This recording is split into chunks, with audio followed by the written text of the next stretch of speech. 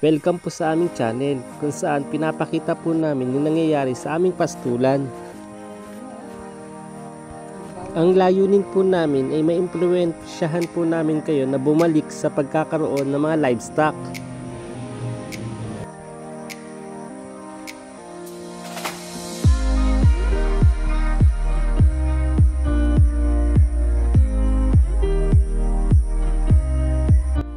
Sa panahon po ngayon, iilan-ilan na lang yung nag-aalaga ng baka. Marami na pong tumigil at ang iba naman po ay nagkaroon ng maraming problema.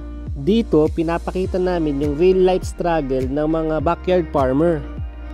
Sa pamamagitan ng pagdodokumento, makikita nyo rin po yung mga improvement na aming ginagawa. Gusto po namin kayong turuan ng mga diskarte. Yung iba sa inyo matagal nang nanonood at wala pa ding baka. Alam namin na may impluwensya namin kayo. At alam nyo po ba na ang paglalike nyo sa aming page ay malaking tulong na sa aming mga content creator.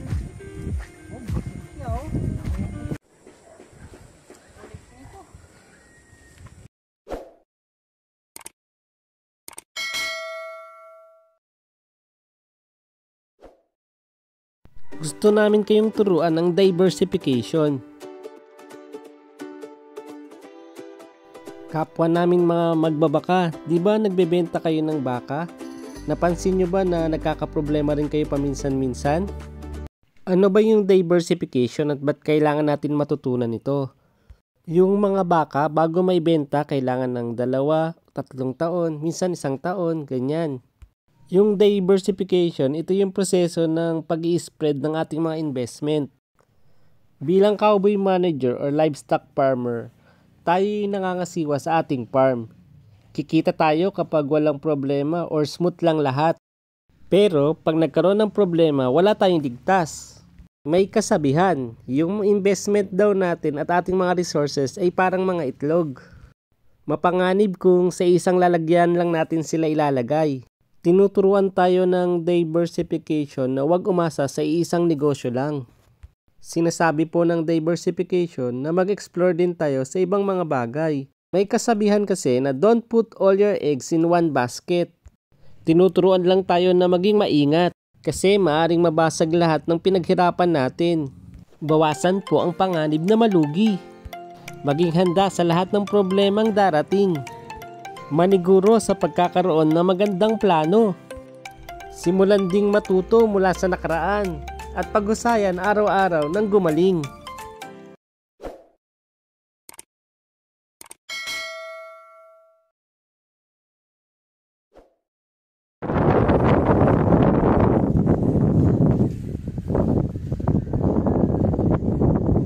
Bakit kayang mahalaga konti lang yung expenses natin?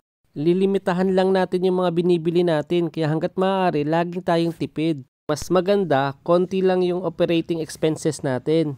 Kung gusto nyo talagang kumita, dapat maging maalalahanin tayo sa lahat ng gastusin. Kung tatanungin po namin kayo, ano po yung pinagkakagastusan nyo sa pag-aalaga ng baka? Marami ang sasagot na ang unang gastusin nila ay yung pagkain. Isisecure po natin yung kukuhanan ng pagkain. Kung papipiliin, ang pinakamagandang setup ay yung libre yung pinapakain sa mga alagang baka.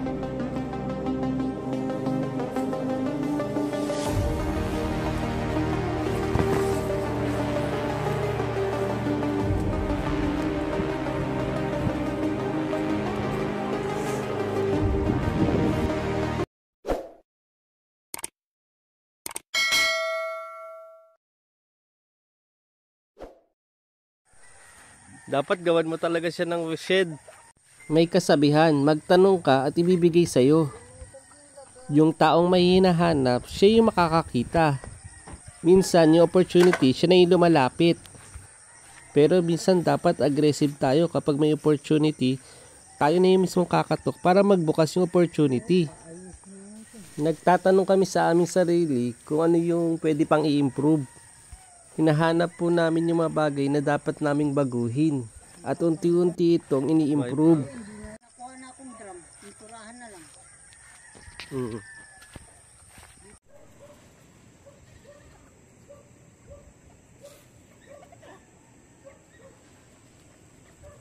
Sa bidyong ito, nag-iipon kami ng yero kasi nasira yung mga rainwater harvester namin. Kakatapos lang ng bagyo pero maraming yero yung nagkalat. Nakarating yung ibang yero dito sa pastulan namin. At yung ibang yero din sa amin din galing. Ginagalang at pinapahalagahan po namin yung lahat ng resources na pwede naming makuha. Sa tingin namin maganda rin yung maging matipid without sacrificing na maging masaya yung kalalabasan. Tinitingnan namin yung mga bagay sa ibang perspective. Yung pagiging matipid at resourceful ay isang bagay na magandang katangian. Napansin namin nung sinusulit namin yung mga resources na nagkalat, naging efficient naman yung mga pangyayari. Naiiwasan yung mga dagdag gastos, tas yung quality naman ay hindi naman nalalayo sa mga bagong materyales. Punit-punit na yung isa, no? Kung tutusin, malayo pa yung pagpupuntahan ng mga resources na to, ng yero, pero dadalhin pa rin natin.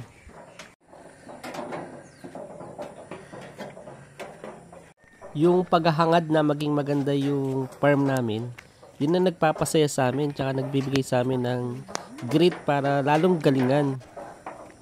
Kapag porsigido talaga kami, kahit nahihirapan kami, kaya pa rin. Yung belief system kasi natin ang mahalaga. Kailangan naniniwala tayo na kaya natin pagandahin kung ano yung binigay sa atin. Hindi rin maganda na na-disaster ka na pero failed mentality pa rin yung nasa isip mo. Talunan. Diba maganda yung laban kagad?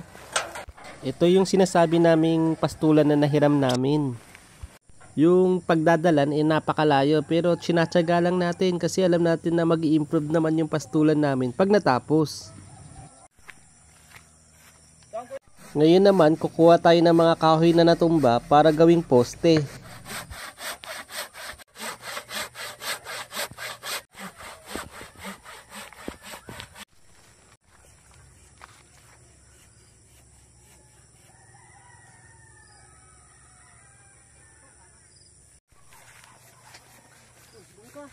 Ang plano kasi ay bubuo tayo ng rainwater harvester. Gamit lang yung mga materyales na napupulot lang sa paligid. Gamit yung mga natumbang puno, pati na rin yung mga pinulot na yero, makakabuo tayo ng isang magandang rainwater harvester. Kinabukasan, maganda yung araw. Agad tayong tumungo sa natapos na nating na project.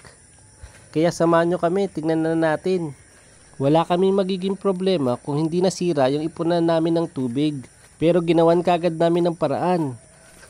Hanggat maaari, gusto namin yung gastos namin ay minimal lang.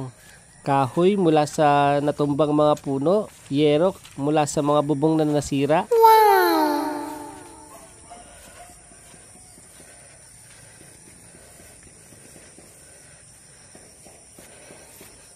Tay, pakita mo nga, tay. Binago namin. Nalipad ng bagyo. Bago na to. Lumang yero pa rin.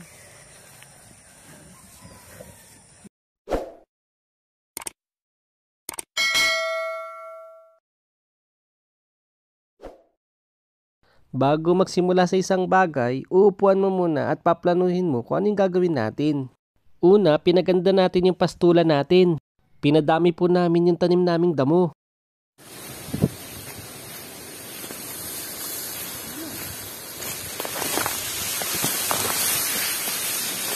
Bukod sa sariling bukid, nanghiram pa tayo ng ibang pastulan mula sa mga kamag-anak namin. Napakalaking lupa yung nahiram namin. Wala kaming inaksayang oras at tinamnan kagad namin ng pagkain ng baka.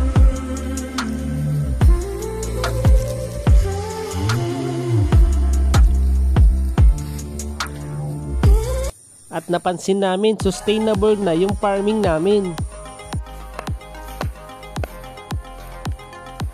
Binusog namin yung mga lalaking baka namin. Hindi rin namin pinabayaan na kumain ng madami yung mga inahin. Kapag sagana na sa pagkain, tsaka lang tayo magda-diversify. Makikita ang marami ng pagkain kaya pwede na mag-diversify.